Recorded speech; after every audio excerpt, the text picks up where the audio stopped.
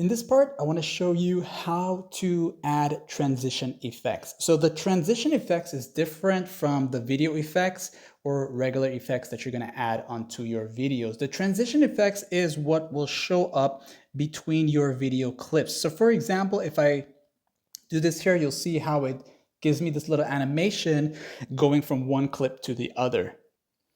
So I'll go ahead and undo this and show you exactly how I went about doing this here. So basically, if you are working with multiple video clips, you will notice there is always this little white rounded square here with that little slit there. When you tap on that, that's going to take you to the transition section.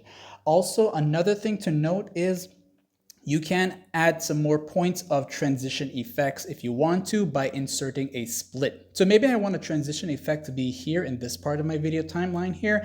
I'll place the white bar over that section. I'll tap on split.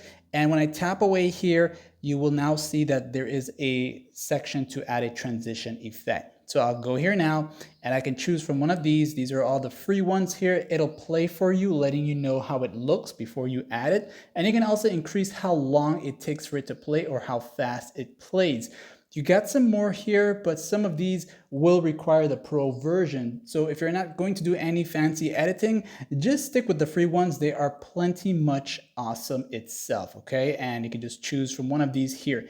Now, what you can also do is, let's say that transition effect, you like it, and you want it to apply across every transition point between your video clips. You'll press on the double check mark here and apply it.